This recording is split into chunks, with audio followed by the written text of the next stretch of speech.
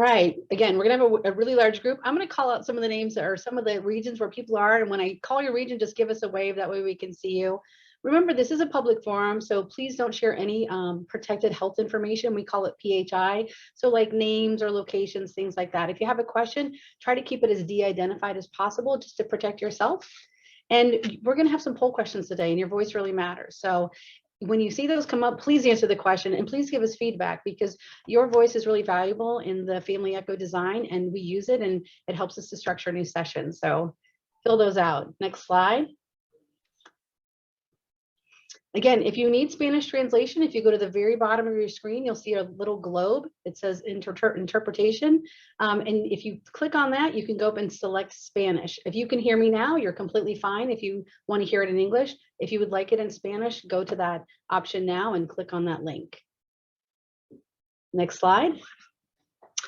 And again, you are going to have access to all the resources and slides from today's session. So stay tuned to the end and we'll tell you how to access all of those. It's going to be hopefully really simple and you'll get some more information from us. Next slide. And again, if you're not familiar with Zoom, if you have a red bar across mute or across your video, that means we cannot hear you or cannot see you. If you do not have that red bar, that means that we can see you and can't hear you. So just always pay attention to that. And again, if you have questions throughout the day for anything, feel free to chat in and we'll tell you like who you can chat to directly to hopefully get your question answered really quickly. All right, next slide. So again, turn on your cameras. We love to see the community of learners who come to Family Echo. It's always exciting to see people. In your little square, if you go to the very top, there's 3 little bubbles. If you click on that, it gives you the option to change your name. So go ahead and change your name. You can put in your first name and then maybe the state that you're from or the country you're from. We'd love to learn more about you and who you are. Next slide. Today's agenda, we're gonna have some poll questions that we're gonna do. Please answer those. I'm gonna make sure you get an introduction to our hub team so you get to meet the experts that are on our panel today. We also are gonna find out who you are and where you're from a little bit. We're gonna have Dr. Eric Butter do a presentation today, and I think you're gonna really enjoy it. He's an expert in the area of challenging behaviors and behavior management, and I think you're really gonna learn a lot. We're also gonna try to get to a case presentation to, again, apply some of those principles that we learned today, and then give you an opportunity to ask some questions and get into some discussion. We do record these sessions, and we do keep the poll questions and things like that, so we just wanna make sure you do know that this is gonna be recorded, and we do use some of the data from the session to learn and improve. All right, and Angie Fideli, are you here today? I am here. Hi. Welcome, everyone. I'm really excited that this is kicking off today. It's great to have you all join. I'm Angie Fideli. I'm the Director of Operations for our Clinical Programs Department in Autism Speaks. So we're really excited that this Family Echo Autism is occurring. So I'm going to talk for a few minutes just about the Autism Care Network. The Autism Care Network is a program of Autism Speaks that does fall under our science department. We are a network that's built on more than a decade of work in improving autism care with a family-centered approach to drive improvements with speed and at scale. And the Care Network connects families, patients, researchers, and providers to ensure that we're focused on improving the care for the whole person and the whole family. Next slide, Amy. So our current focus is really to improve the health and well-being for people on the spectrum. So we really want to focus our efforts. We've heard from our parent partners that challenging behaviors really prevent a lot of activities to occur and really impede on quality of life for the individual diagnosed with autism.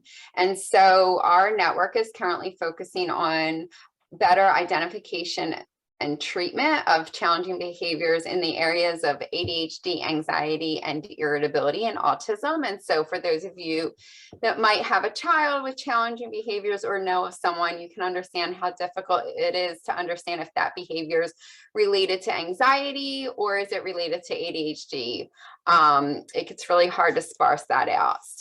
So our network is focused on really better ways of identifying that, identifying those behaviors and what they're related to for us to then be able to better identify the treatments that help improve quality of life. Go ahead, Amy. Next slide. And so here's just a quick map on where our sites are located. We have 20 sites across North America. And if you have any questions, please reach out. And if you want to learn more, you can go to the Autism Speaks website and look for the Autism Care Network, or you can visit the Autism Care Network directly at autismcarenetwork.org. There's a beautiful video there that gives a nice high-level overview of the Care Network and our goals. So thank you. All right, so I'm going to make sure you meet our hub team today. I want to start out with, again, Eric Boder, who's going to be our presenter. And Eric, do you want to go ahead and introduce yourself? Sure. Hello, everyone. I'm here at Nationwide Children's Hospital in Columbus, Ohio, and you'll hear more about me and from me later, so I won't take up any more time here. But let me hand it off to Dr. Bennett. Hi, everyone. My name is Amanda Bennett. I'm a developmental behavioral pediatrician at Children's Hospital of Philadelphia. I was just getting ready to type how exciting it is to see so many Pennsylvania, Philly, and New Jersey families on this today. I'll hand it off to Lisa. Hello, everyone. Dr. Lisa Nowinski. I'm the Director of Clinical Services and a clinical neuropsychologist at the Massachusetts General Hospital just outside of Boston. And I'll pass it over to Shapna. Hi, everyone. I'm Sapna Shetty, couples and family therapist at the Child Development Center of Children's Hospital. I grew up in Canada, so I'm excited to see someone representing Canada here today. And I'll pass it over to Andrew. Thanks, Sapna. I'm Andrew Nelson with the Autism Response Team at Autism Speaks. We have a team here with us today to help answer any questions you have, so we look forward to this event. Over to you, Amy. Hi, everybody. Again, my name is Amy Hess, and I am a parent partner here at Nationwide Children's Hospital, and I'm also the parent chair for the Autism Care Network. So I do a lot of engagement with parents, and we do a lot of education and training. So it's great to see all of you. I'm so glad you're here today. Sabrina, I'll hand it over to you. All right. Maybe. Hi, everyone. Sabrina Long. I'm a social worker here at Nationwide Children's Hospital in Columbus, Ohio. So excited to see everyone and pass it on to Cody. Thanks, Sabrina. I'm Cody. I'm a psychologist here at Nationwide Children's Hospital, and I do psychological services embedded within primary care. Ellen? Hi, everyone. My name is Ellen Gaib, and I am first a sibling and a sister to two individuals with autism, and then I'm also a psychologist at Nationwide Children's Hospital. Not sure if Amy Newmeyer is here, so maybe I'll go to Lindsay Bartram. Yeah, Amy Newmeyer is not here today, but I'm Lindsay Bartram. I'm a developmental behavioral pediatrician here at Nationwide Children's and really excited to get this going today. I think you may have seen Angie earlier, but I'll pass it off to her.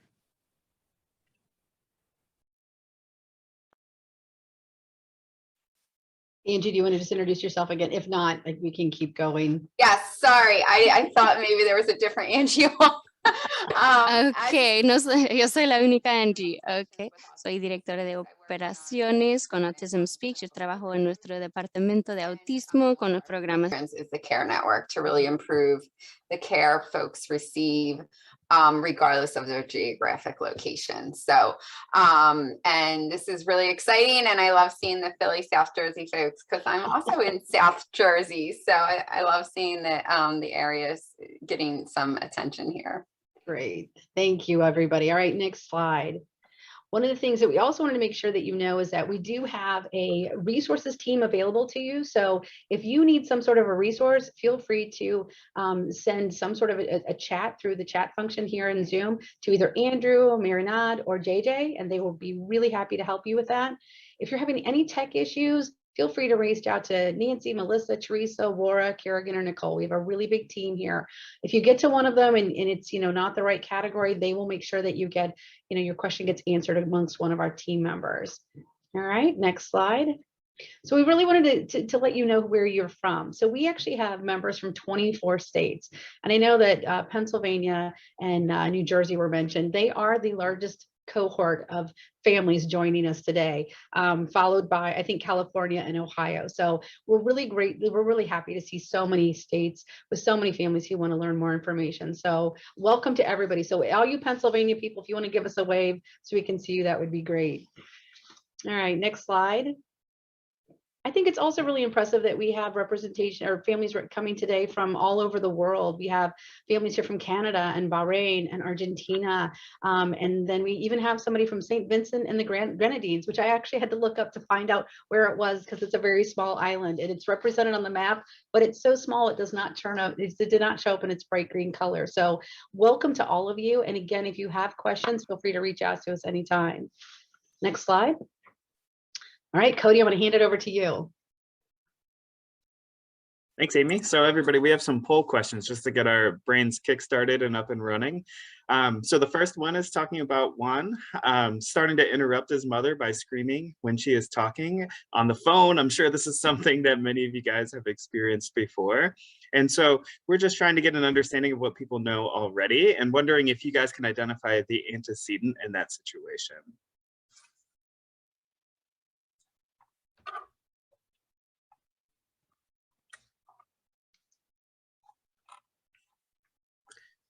The second one is about Naomi starting to have, Naomi's starting to have bath time first, followed by tablet time. So getting the work done before the play. This prevention strategy is an example of, and then there's 3 choices there. The third one is about a child screaming, hitting her father whenever he hits down to read a book. And we're trying to figure out what the function of that behavior is in question 3. Question 4 is children's behaviors are a form of communication, and we just are looking for a true false for that item. And then the last question is a mother noticing that her boys, who are usually fighting, are playing quietly in the next room. Thank goodness, right? So what would be the best way to respond? And we're just looking for an answer on there as well.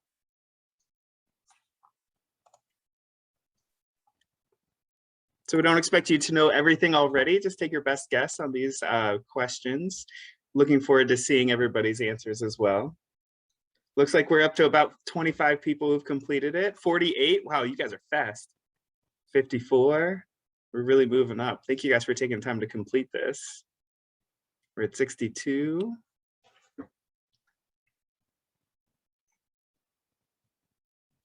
$73, I'm loving seeing these introductions going on too.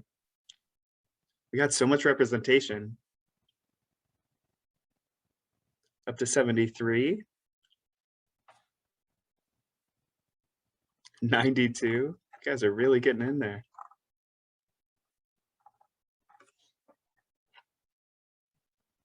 This is great.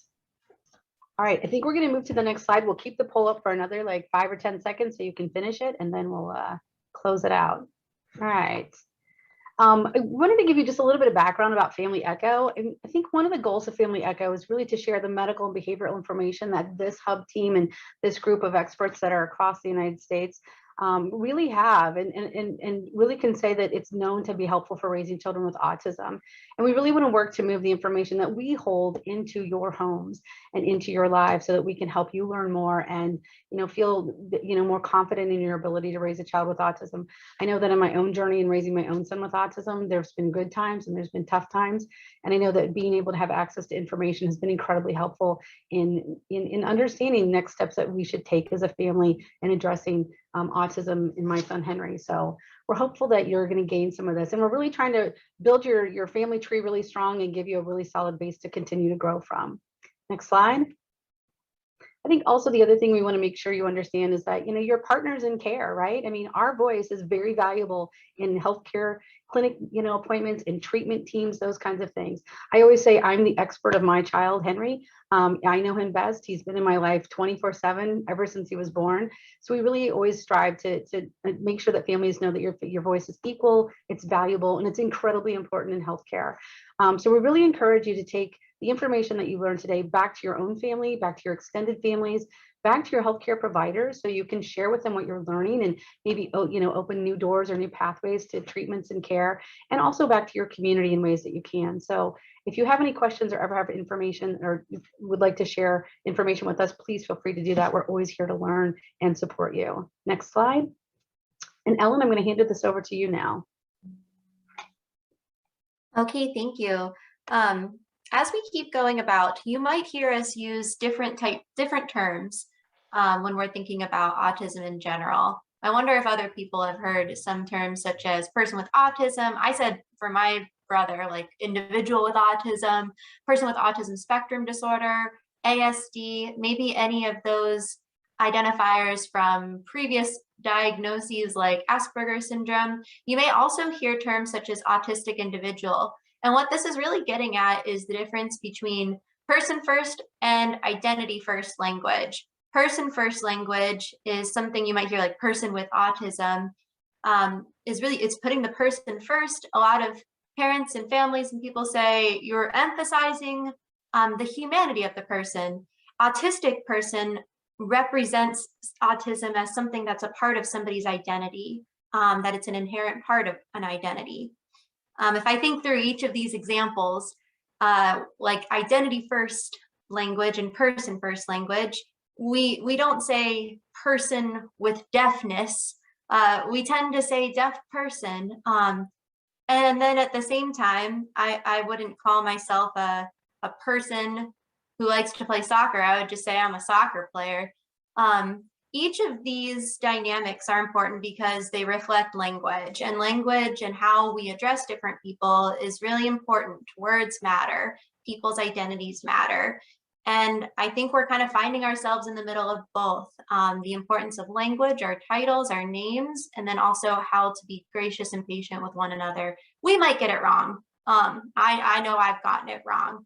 But what I see from both person first language and identity first language, we all care about the individual and that they have value in their identity and their worth as a person.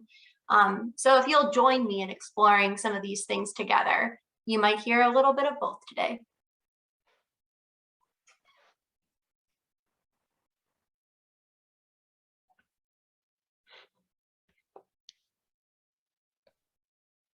Ellen, were you going to do this slide or do you want me to do it? I am sorry. Yes, shifting to you then, Amy. Yeah, I can. Yeah. So part of the Project ECHO process is that, we're part of the ECHO Institute out of New Mexico and we follow their framework. So typically we do what we just did: introductions, say hello, those kinds of things. Then we're going to get into a presentation where we're going to do some learning, and then we're going to have questions to ask at the end of that and hopefully answer. And then we're going to actually do a case presentation where we can really apply some of the learning points from today's presentation to that case. So again, those things can apply back to our own lives, right? And then we're going to put together recommendations and resources, and we'll talk to you about how you're going to be able to access those at the end. But really what we're trying to achieve here is that, an all teach, all learn environment where we really move the knowledge and not you to us or patients to us, but we really give you as much information through case discussion and presentation. So next slide. Lisa. Hello again, everyone. My name is Dr. Lisa Nowinski, and I am so pleased to be introducing our speaker for today's session. Dr. Eric Buder is the Chief of Psychology at Nationwide Children's Hospital and Associate Professor of Pediatrics, Psychiatry, and Psychology at The Ohio State University. He is the co-chair for the Autism Care Network and holds several executive positions with the American Psychological Association, including a seat on their board of directors. Eric is one of the developers of the RUBI Parent Training Program for Autism, and he remains very involved in dozens of other autism research projects. He speaks widely on topics related to autism spectrum disorder, and it is my absolute pleasure to pass the floor to Dr. Eric Buder for his presentation today. Great, thank you so much. It's a real pleasure to be here, and I'm so glad everyone is here. Today, I'm going to be presenting and talking to you about strategies to prevent and reduce disruptive behaviors among children with autism. You heard from Angie earlier that one of the real thrust of the Autism Care Network is to try to manage those things that travel along with autism that complicate and narrow a child's life. And we think symptoms of ADHD, symptoms of other disruptive behaviors like tantrums and aggression and self-injury, things we collectively usually call irritability, anxiety, you heard mentioned earlier. These things complicate a child's life. They complicate a family's functioning. As I said earlier, they make your world probably a bit smaller than it otherwise would be. And we think that trying to manage those behaviors in a typical way usually doesn't work. But when you have a child with autism, you have an extraordinary child, and we think you need extraordinary parenting skills. And so what we're doing here in the next 30 minutes is trying to give you a sense of what that looks like. I call this RUBI Gems because the content comes from our RUBI Parent Training Program. These are acronyms. RUBI stands for Research Units on Behavioral Intervention. It's how we designed this parent training program. And GEMS is just my way of saying this is general education to help you monitor your child's behavior and try to sustain better outcomes over time. And this week we're focusing specifically on preventing and reducing disruptive behaviors. And next week we'll talk about how do we teach new behaviors, because it's just half of the problem solved whenever you are trying to reduce behavior problems. You have to start teaching children what to do next. And so this week we'll talk about how to reduce behavior problems, maybe prevent them. Next week we'll talk about how to, or next time we're together, we'll talk about how to teach new behaviors to hopefully replace them. Next. I'll ask you these rhetorical questions. You could put something in the chat if you feel like me, always wanting to answer, or you can just answer in your own head. But I'm going to ask you a series of questions just to try to drive home some of this content. So we're all starting from the same place. What do you think we need when you have a problem? Next. You need a solution, right? Every problem deserves a solution. It begs for a solution. Next. And what else? It's another S word. When you have a problem, you need a solution and next. Support. You need a solution and support. Next. Once you know you have a solution and you have some support around you, how do you know when and how to use them? Because timing is everything. You'll hear me say that a couple times today. Next. You build a plan, right? Next. So I'm going to start at the end. To reduce behavior problems among kids with autism, we need a behavior support plan. We need some way of supporting improvements in a child's behavior. And really all this means is that whatever you're going to do, have a strategy in mind and know that strategy. Know that strategy so you can communicate it with others. Write it down. I don't care if you write it down on a piece of paper, on the back of a coffee mug that you want to keep, like my throwaway coffee cup. Doesn't matter where you write it down, but write it down. Write it on a note card. Know what you're doing so that you can be both committed to it, but more importantly, have a sense of a roadmap of what you're working on. And so today we'll work through a whole bunch of different strategies to reduce problem behaviors, and I'm just going to be cutting over the surface of them. But when you actually start working on this stuff with your child, it's important to write it down.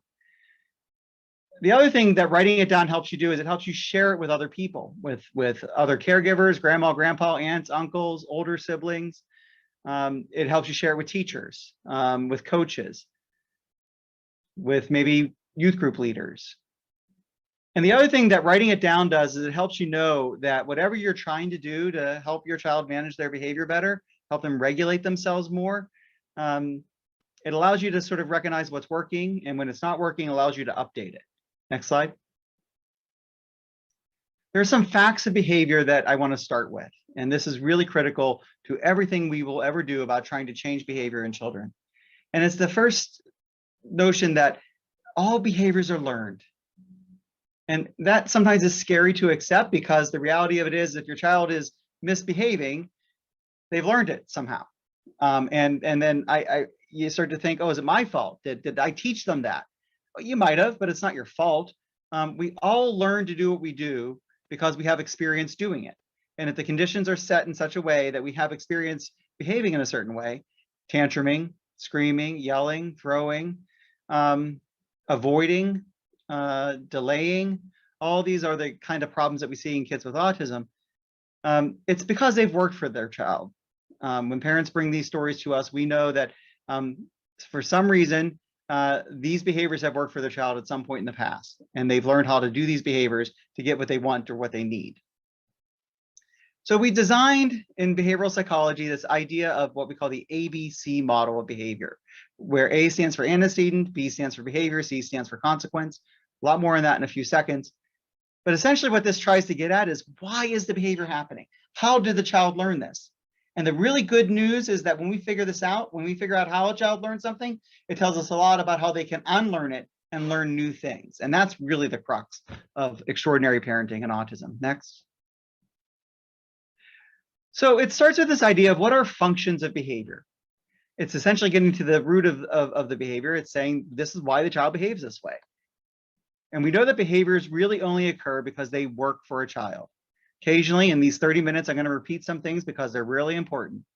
And I will say this again, behaviors only occur because they work for the child in some way. We know there are 4 possible functions to behaviors, and only 4. That's the good news, right? Children will behave in such a way, in fact, we all behave in such a way, as to avoid or get out of something. I'm always nervous when I'm public speaking. I thought of 10 different ways I could get out of this talk today, but Amy Hess wouldn't let me. She would track me down and make me come, right? So here I am. I can't escape or avoid this talk because I have a parent figure in my life, Miss Amy Hess, who say, you gotta be there. She made it easy for me to be here. The other thing that kids do, and I think some of you might have seen this earlier in some of our poll questions, kids do things to get attention. They want our attention. Kids need attention. They thrive on attention. They learn from attention. Attention feels good to them.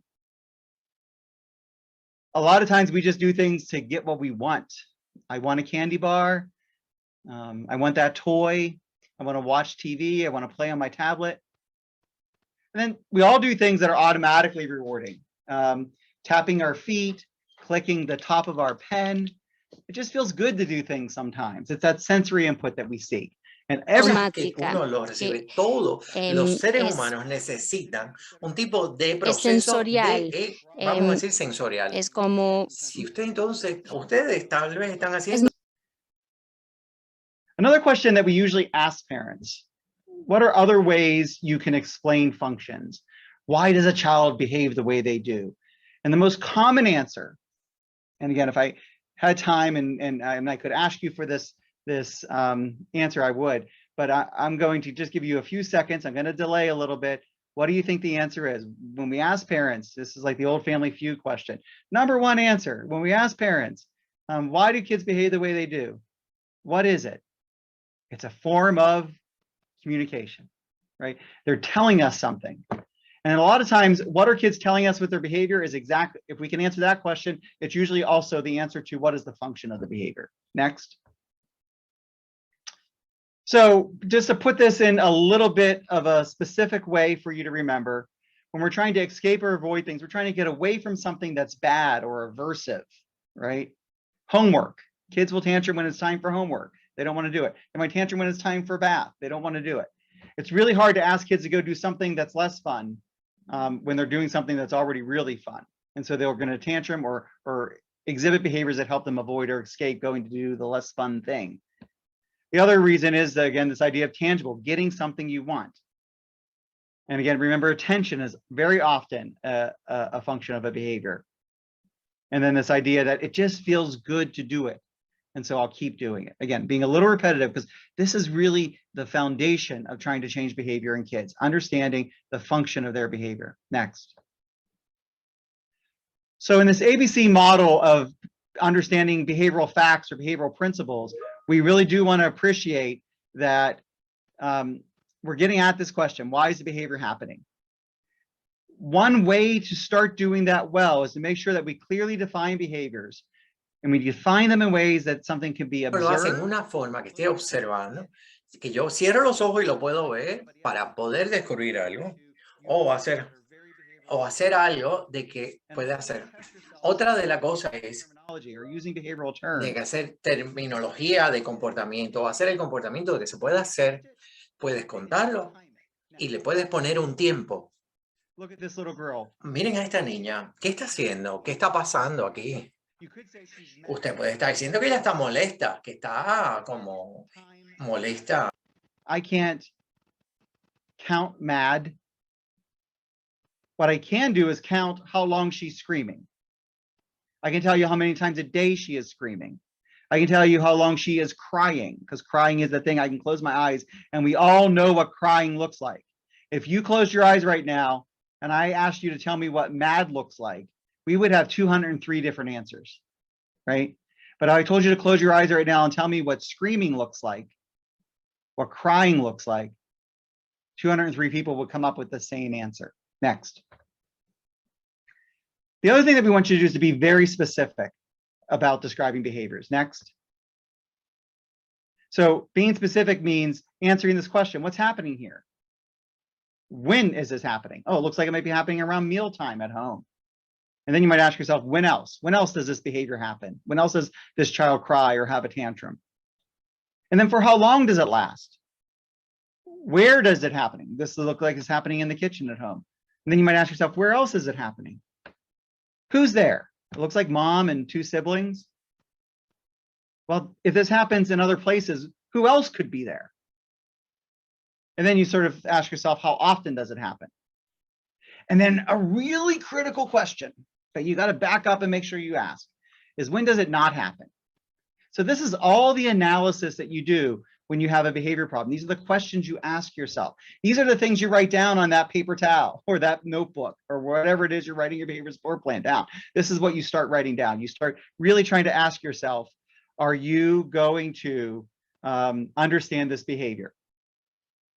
Next. The other thing you try to figure out is what's happening right before this occurred.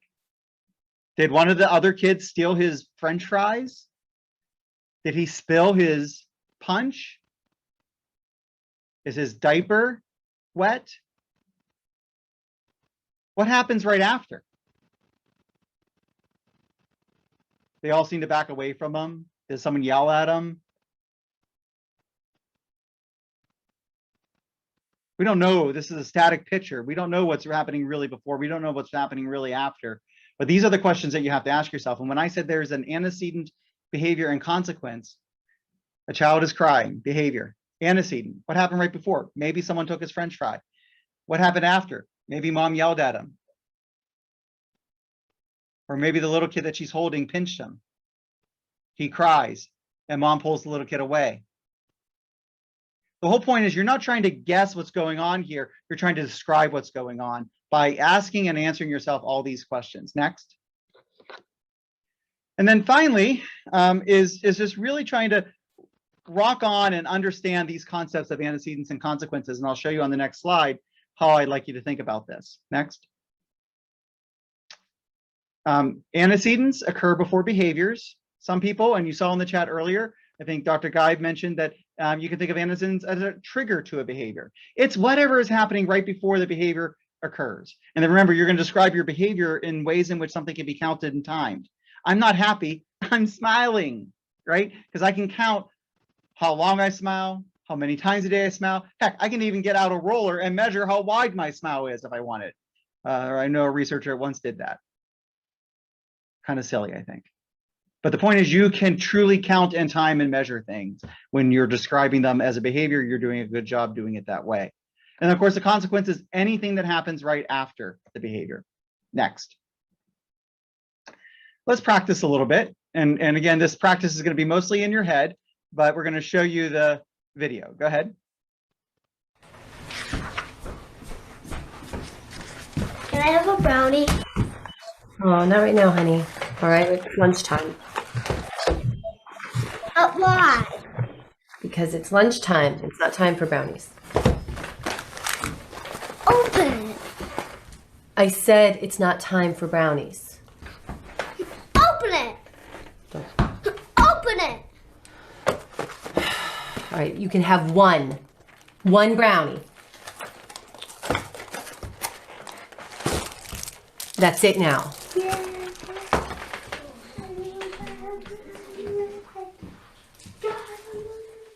So there's a whole bunch of things in this video for you to appreciate. One is, what is the behavior? The child approaches mom, asks for a brownie. She says no. He then stomps his foot. He escalates. He screams. He stomps his foot again. He becomes demanding. Demanding means he keeps stomping his foot, having a higher pitched voice. Some of us might call this a tantrum. And then what happens? Mom eventually gives him the brownie. Now we could skip the steps of identifying all the possible antecedents and consequences here, but we might miss some things. So what is the antecedent to him stomping and escalating his voice, and maybe we might call it screaming? The antecedent clearly is mom says, no, you can't have a brownie, right? The consequence ultimately for his stomping and screaming is he gets a brownie. And so one might stop there and say, wow, what do we think about this stream or wave of behavior? Gosh, he knows how to get what he wants, right? The function is to get a brownie, a tangible object, and he uses stomping and screaming to get it, and it works for him. But back up a second. Were there other things going on? Maybe. Let's look through the other possible antecedents in this whole little story. Where did he get that brownie? Was it on the counter? Was it in a drawer or cabinet he could reach? Right? So the antecedent might just be that he saw it somewhere and it triggered him to want it. Who doesn't want a brownie when you see it? Right? Do we know what time of day it is? Is it close to lunchtime? Do we know what he had for breakfast? Is he hungry? A very different antecedent here is that he might be hungry. What was mom doing? She's reading a book. Is it possible he may not even want a brownie? He just wants mom's attention. Right? So by thinking about all the possible antecedents, you could then start to think about what are the different kinds of interventions we might put in place. And they would be different depending upon the antecedent that we're paying attention to. Next slide. So one of the things that we ask people to write down is to think about antecedent behaviors and consequences in some way. Ask and answer those questions I had up earlier and fill in either a chart like this, or like I said, just a piece of paper. If you're ending up working with a behavior therapist, or in our case, if you end up using a RUBI therapist, like our RUBI parent training curriculum, then you will get a form like this and be taught how to use it. But you don't need a form like this. You can just, draw on a piece of paper, A, B, C, and write down all the antecedents behavior, all the specific behavioral terms related to the behavior you're seeing, and then write down the consequences that occur after the behavior. And it's just start to tell you a little bit about the function of the behavior. This is such an important step as you're starting to build a behavior support plan. Next. So one of the things that we focus on is how you can prevent a behavior problem from ever happening. And we call these prevention strategies. There are 8 different prevention strategies that we generally talk about. And one strategy is to really just avoid situations or people. So if certain situations cause behavior problems or an antecedent to a behavior problem, let's just avoid them. If a child brushes his teeth easily for mom, but doesn't brush his teeth easily for dad, maybe the solution for a period of time is to just have mom brush the child's teeth, right? Not a long-term solution, but it helps us. If the child tantrums when you go to church, maybe you don't go to church for a few weeks until we can figure out how to better acclimate a child to going to church. So we do work hard whenever we talk about avoiding situations of people that narrow a child's life, because we don't want it to be a long-term solution. But there are some things that it just doesn't matter, right? Child tantrums every time we go to tie shoes. Well, maybe we should just use Velcro shoes instead of tying shoes for now. We can worry about tying shoes in a year or two, right? The other thing that we do is we think about controlling the environment. Think of that scenario with the brownie. If that brownie was on the counter in the kitchen, what's an easy solution if that's the antecedent?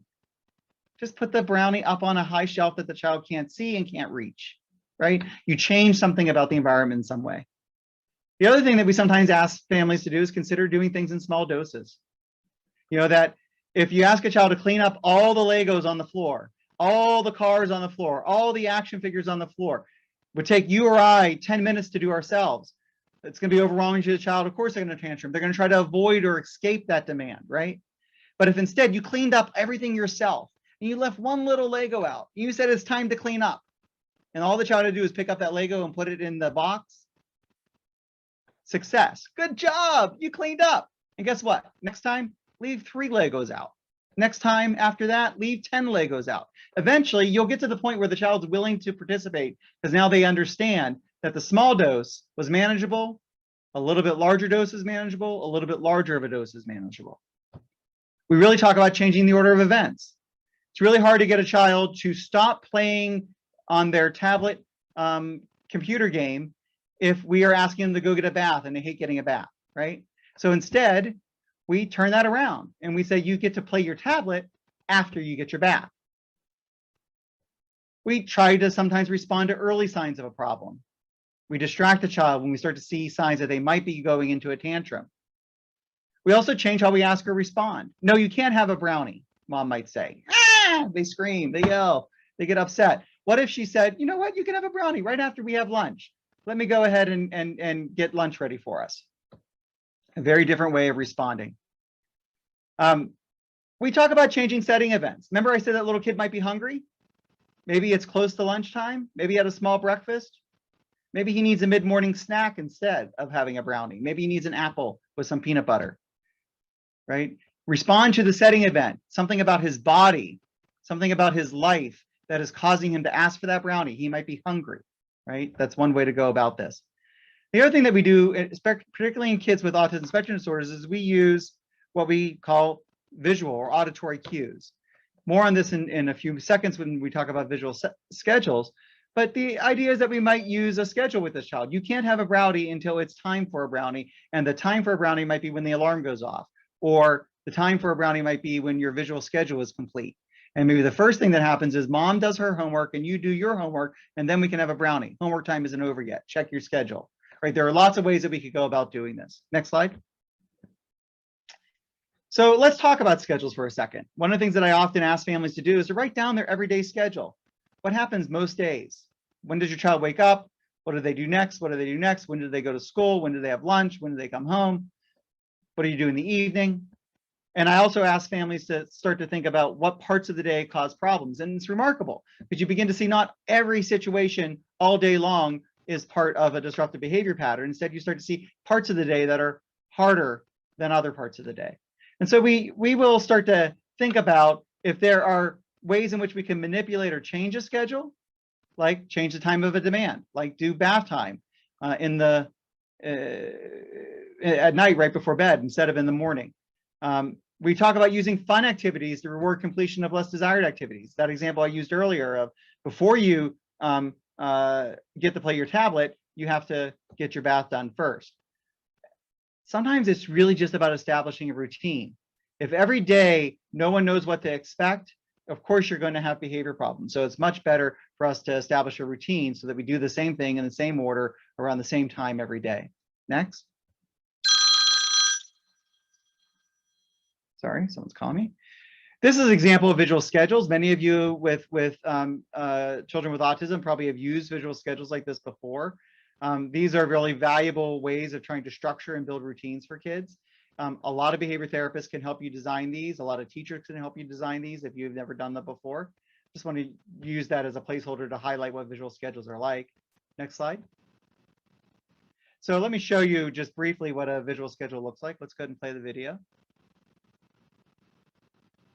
What you're going to see here is a mom working her child through a visual schedule. Okay, you're all done brushing your teeth.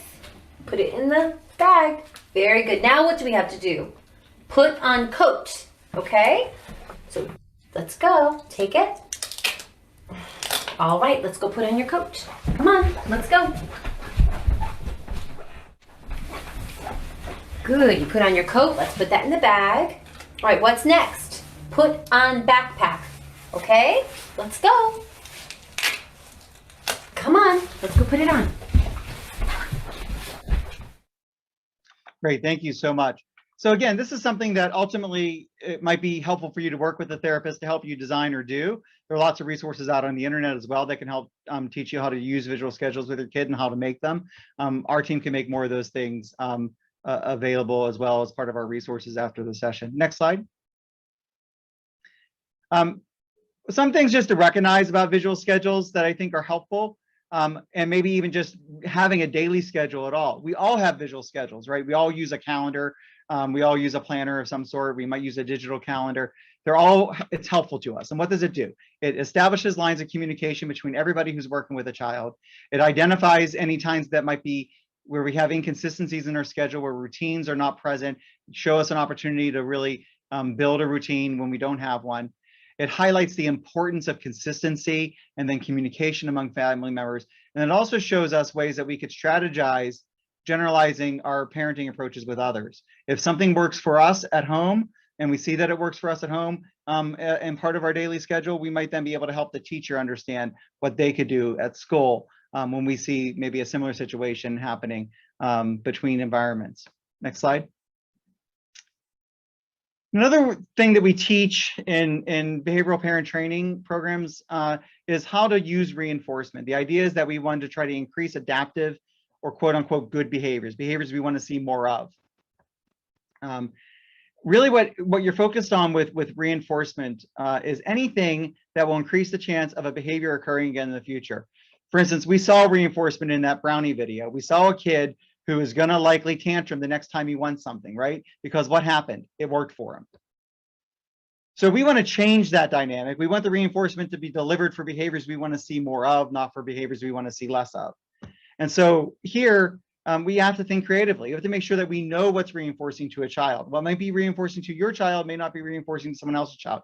I really like chocolate ice cream. I hate strawberry ice cream. So if you offer me strawberry ice cream, it's not going to be reinforcing to me. I might eat it because I like sugar, but I won't probably work for it in the future, right? The most effective reinforcement is reinforcement that's delivered initially, when it's delivered right when you see the behavior you want to increase. So timing ends up being everything. And the other thing that's really important is that if you're having trouble thinking of reinforcers for your kid, all you got to do is watch them and see what they do, what they have free access to, how they spend their time. Because it's those things that they do every day, the things they touch, the things they play with, the things they think they want to have access to.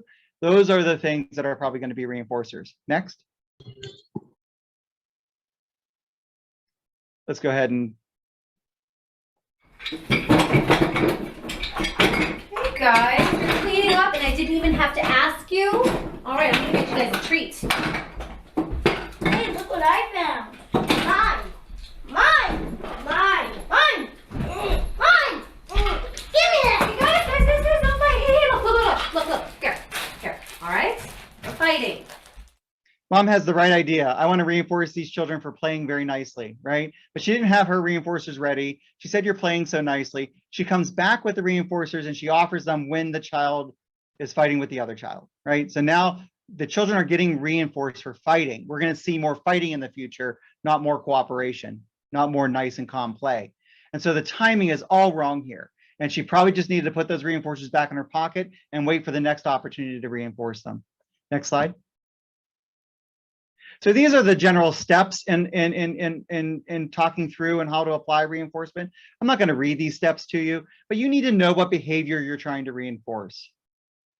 You need to make sure that you apply the reinforcement close in time and that you use it every time you see the behavior happening that you want to see more of in the future. We call that using it contingently. You want to make sure that the reinforcer isn't something you give free access to all the time. So that reinforcer she was delivering to those kids has got to be something the child doesn't have access to anyway. So why bother trying to earn it? You really need to make it available only at the times where you're seeing the behavior you want to see. There are other steps to designing reinforcement strategies and programs. And again, these are things that working with a behavior therapist might help you do. I'm trying to just give you a high level introduction to how to use this. Next slide. Let's go ahead and play here. Hey guys, you are playing so well together. That's great. I like the thing.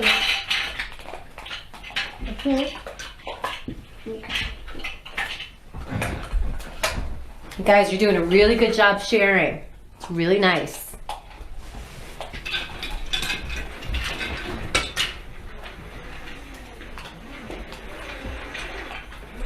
This might feel awkward to do, but this is what we're talking about. Huh? Yeah, I'm proud of you. You're playing really well together. It's good.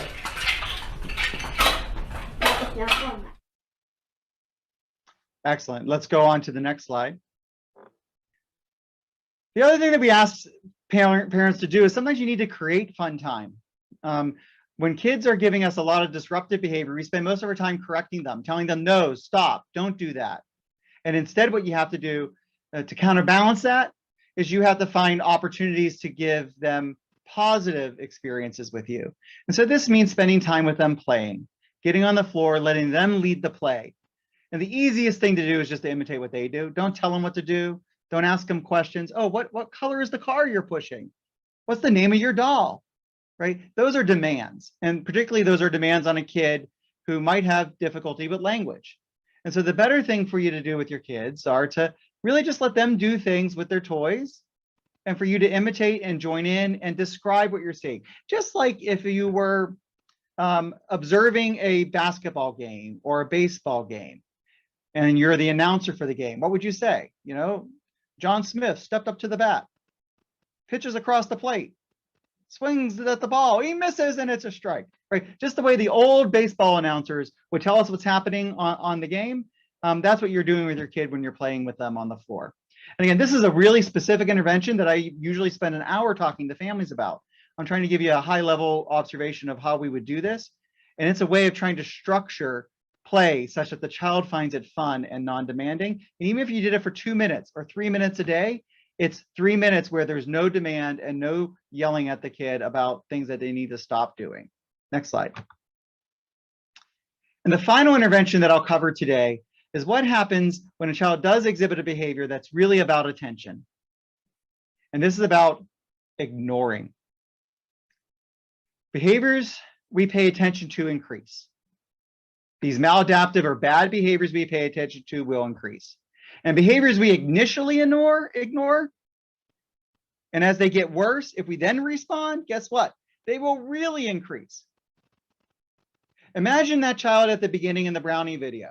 If he started kicking the table, if he pushed mom's book off the table, if he smacked mom's arm while she was trying to read her book, and then she gave him the brownie, what has that child learned? What gets him a brownie? The escalated behavior, right? So in some ways, if she was going to give in, it was better that she gave in when she did, rather than after a more severe behavior problem was being exhibited. Next slide. Let's go ahead and show this video. Here you go, bud. Here. Peanut butter and jelly, come on. Sit up. Chicken nuggets. No, I'm not having chicken nuggets. Chicken nuggets. Chicken nuggets. Sweetie, Chicken nuggets. We're not chicken having. nuggets. You had chicken Chicken nuggets nuggets. yesterday. Chicken nuggets. Chicken nuggets. Chicken Peanut butter. nuggets. Look at this. Chicken nuggets. This is your favorite kind. Mommy made it for Chicken you. nuggets. Chicken nuggets. Look at me. Chicken Look at me. nuggets. We're not having chicken Chicken nuggets nuggets. again today. Chicken nuggets. Chicken. You can't have that every Chicken day. nuggets. Chicken nuggets. Chicken nuggets. Okay. All right. Fine. All right. Go get you some chicken nuggets. So here you see a child resist and resist and resist, and then mom gives in. And again, what are you appreciating? She's trained him to resist. Next slide. Let's take a look at this. Can I go to the park? Oh, honey, it's too cold out today. I want to go to the park, please. No, it's, you know why? It's really cold out today. I want to go to the park. Nathan, I said not today. I want to go to the park. No. I want to go to the park. All right. I want to go to the park. All right, you know what? How about you want some brownie? Yes. All right, here. He likes those brownies. See him grab all of it off the plate? You know, once again, you're seeing a pattern here of if you ignore, but not really, right? Because she was still talking to him. And then you give in, you're just going to train tougher and stronger behaviors. Next slide. So our rules for planned ignoring are to avoid eye contact. Don't touch the child when you're trying to ignore. Try to keep your facial expression neutral. Don't talk or respond to the child. Say nothing. No eye contact, no touching, neutral facial expression, no talking. And you can even make your ignoring obvious. I'm ignoring all of you right now, right? But I don't have to say that. I would just turn around. Next slide. Let's watch how this is happening. But he did show up. I know. They, yep. Stop it. You looked at him. Yeah. Breaking a roll. Okay. No, I know. He's touching him, breaking a roll. Yeah, well, she was talking to me about it the other day, and she was saying that. Can you hang on 1 second? Looked at him. Stop it now. Go in the other room. Talk to him. Go in the other room. Stop it. Sorry. Mom. Mom. She's not paying attention to him. You know what? I'll give him a call and we'll find out. He wants her to pay attention. And he gets his mom to pay attention to him. Next slide. So it's also important to be prepared for challenges that a kid will throw you. The behavior can get worse before it gets better. Some behaviors just cannot be ignored. They're too dangerous. Some children can be really persistent. This idea that we give in to them is a problem. So give in early if you think you're going to have to give in. And recognize that planned ignoring can take a while to work. Next slide. There are 3 different ways to ignore. The way I've just taught you, where the child might be having a temper tantrum, ignore the child and the behavior, follow all the rules of ignoring. But what if the behavior really exhibits a safety issue? The child is getting up and running away from you in a parking lot. Well, you can't break all the, you got to break some of the rules there. You're going to have to touch the child and stop them from running away from you. But you can do it without talking, and you do it without eye contact. What about a child who's annoying you, repeatedly asking the same question all the time? Are we there yet? Are we there yet? Are we there yet? There, what you might do is ignore the behavior, but not the child. Look at them, talk to them, but don't talk to them about, are we there yet? Talk to them about, wow, there are a lot of cows over there in that farm, and get them to look outside the car window and look at the cows on the farm you're passing. Next slide. Last video, let's go ahead and take a quick look. This is good. You like this? So how was school today? Good. Yeah? Was Kevin back today? No. No? Oh, he must not be feeling well still, huh? Yeah, his mom said he had a cold. Colds are going around right now. But you know what? I bet by tomorrow he will be feeling all better. And then when you see him, you could say, I missed you, huh?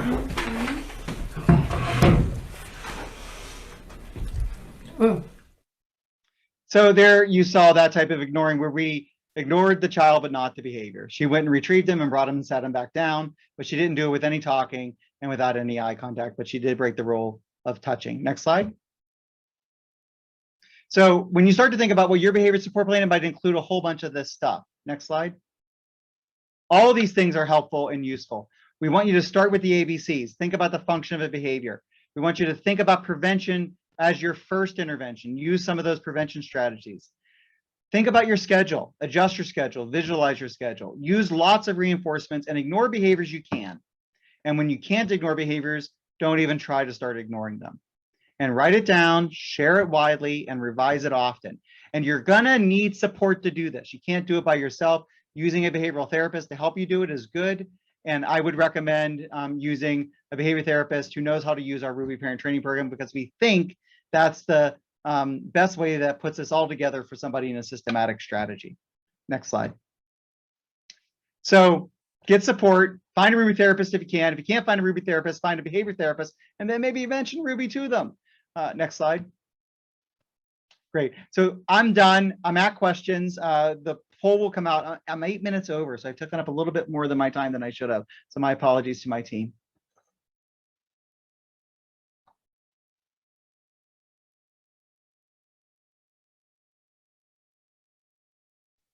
Eric, thank you very much. That was really great with lots of information. All of this material will be in the resources for you. If you have questions, chat them in right now. We're going to try to answer what's coming in, and we're also going to put up a poll again to see what, maybe what you've learned, or maybe some learning that we need to make sure that we do the next time. So please do that.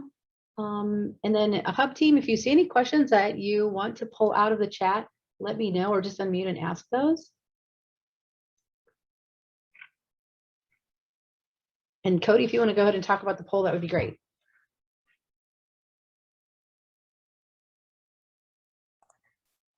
Thanks, everybody. Appreciate everybody taking time for the poll today. Sounds like somebody else is getting ready to ask a question or speak.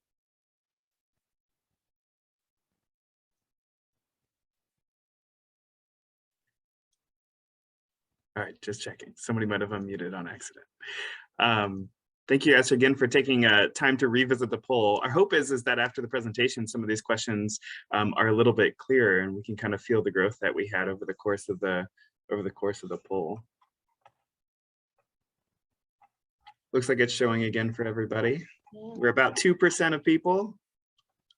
I love that we get to see it grow this time and actually see everybody's answers.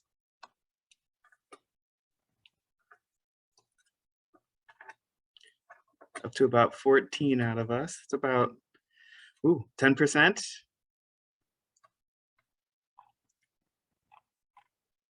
Yeah, I can see some people going back and forth too. The numbers going up and down. Some of these are a little tricky still.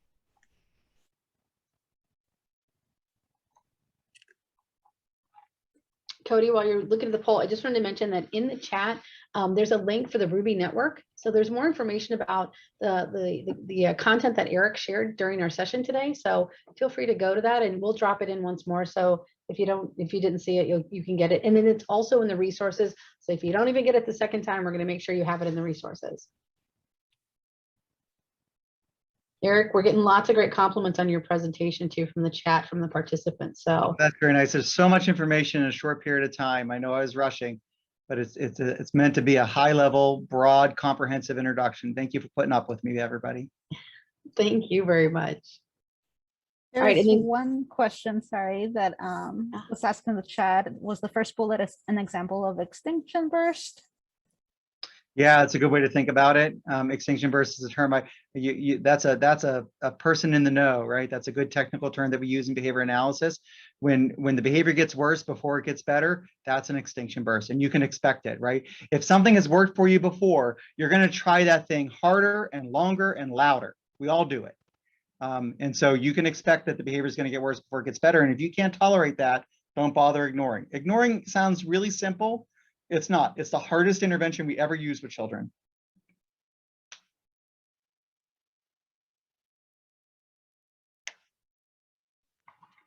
all right. And then if you're going to close the poll, Cody, let us know. And then I think we're moving on to Sabrina. Awesome. We're sitting at about 75 people who finished it. We'll go ahead and close it up.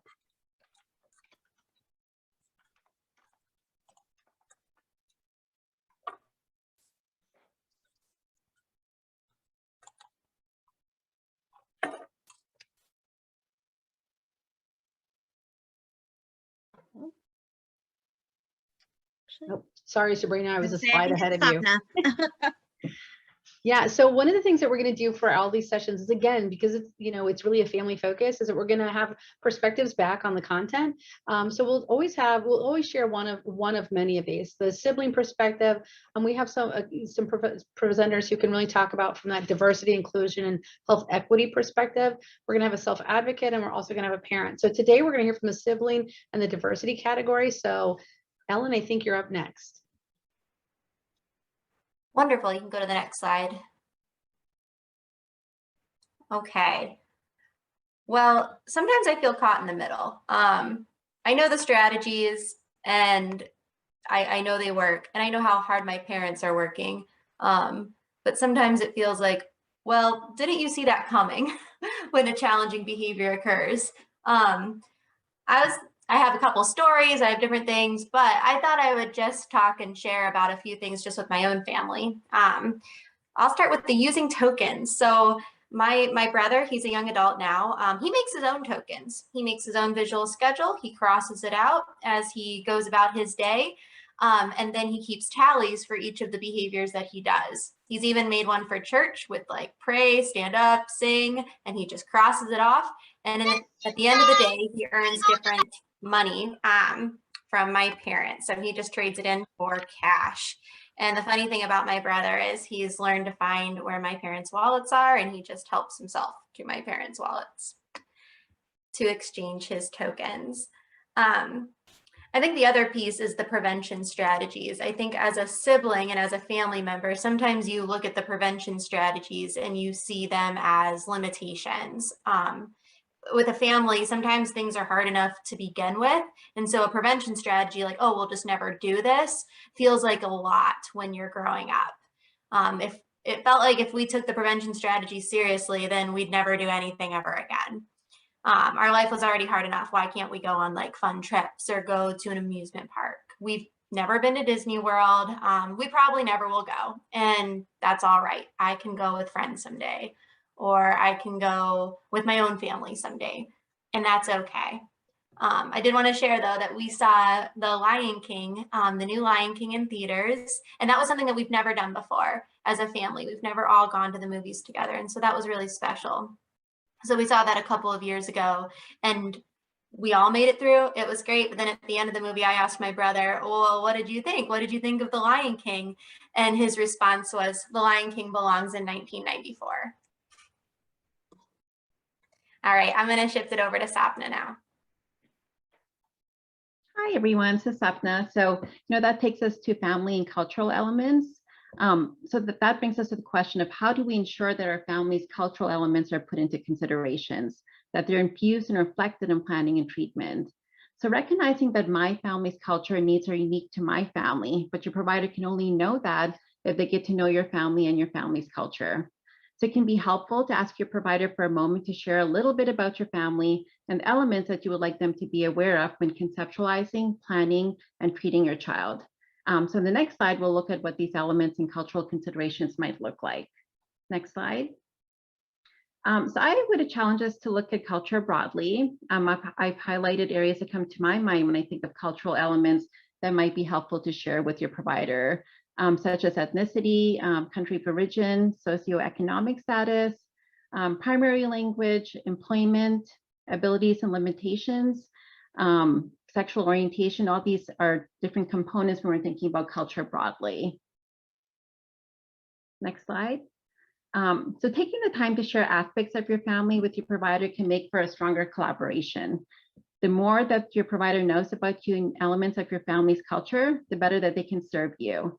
It may also help in providing opportunities to identify struggles and barriers that your family is presenting with. So if we were to look at access to care needs, to use an example, if I were to share with my provider that my family identifies as immigrants from Somalia, and we're having a difficult time understanding the medical system here, and we also don't have a car.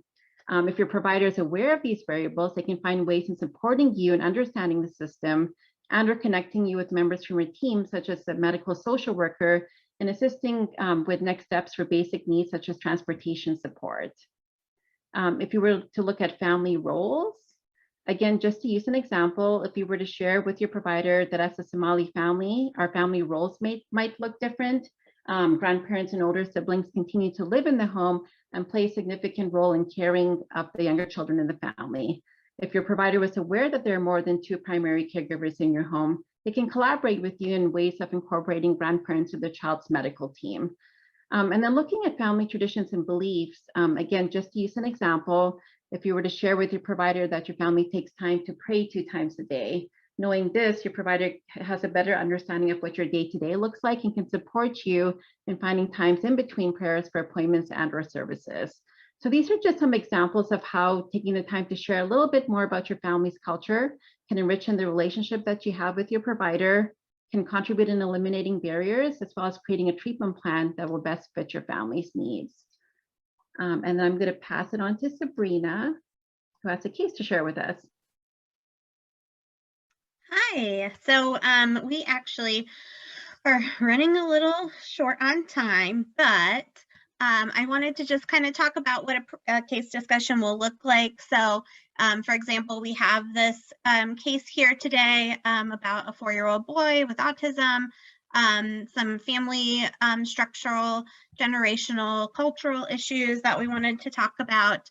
And if you want to go to the next slide, some of the concerns that were coming up. And so what we'll do is during our upcoming sessions, we'll talk about this case and or similar cases. And then if you can go to the next slide, we will have people ask clarifying questions, wondering about additional information that they want to know about the case, maybe trying to come up with some suggestions for the family. And moving forward to the next slide, we'll see recommendations. So we would love for our hub and even for our participants to give recommendations to this family on things they would recommend. And next. And Sabrina, before you go on to resources, let me just put a plug in there since I took up 8 more minutes for my presentation and I think really cut us short on the time for the case. Okay, Eric. In future sessions, this will really be important. We had a lot of things that we needed to cover today at the beginning of the session, but this ECHO is not meant to be a webinar of me talking at you, right? We want to give you some information that's useful to you, but then we want to save time to work on it and apply it together.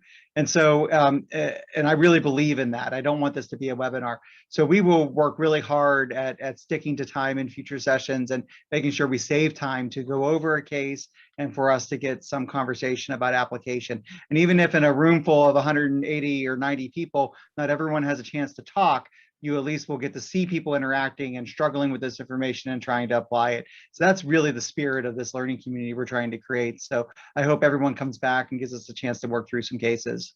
Thanks, Sabrina. Thank you so much, Eric. Thanks for adding to that. And just for you guys, I think you've seen it in the chat, information from the autism response team. I think they've been very responsive during this call today. So they seem like they are a wealth of knowledge.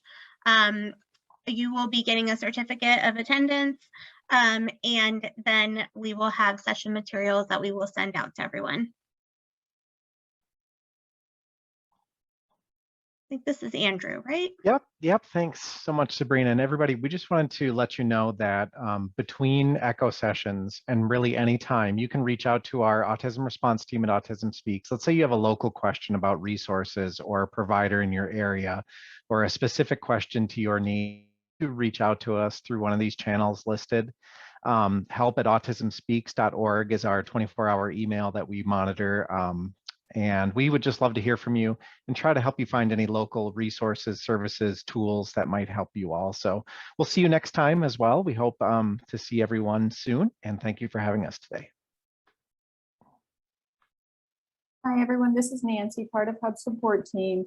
Again, you've been given the link in the chat that's going to give you access to our post-echo survey. We really would like your feedback, and it's also going to give you a PDF to download of resources from today's session. So please feel free to fill out that survey and get those resources. Again, if you've attended, you will be receiving an attendance certificate that will be emailed to you later. And again, you'll also be receiving an email that gives you, in addition to the resources available in the linked survey, there will be resources for the didactic and the recording as well that you will be emailed. So I'm going to hand it off to Amy. All right, so you are going to get resources. It takes time to download the recordings and stuff. That's why we can't give them to you immediately, but they will be coming out to you. Thank you so much for being here today and for filling out the polls and for giving us your input and your ideas and suggestions for this. We want to build it so that it really represents your needs, and we address those, and we bring in the experts that can do that. Thank you to Eric for his incredible presentation. He's going to be here again next week to do a continuation of this with more principles and strategies. And thank you to our Hub team for being here, sharing your knowledge with families like mine. It just builds what we can do and makes us stronger. So we will see you next time on October 27th. Thanks so much, everyone.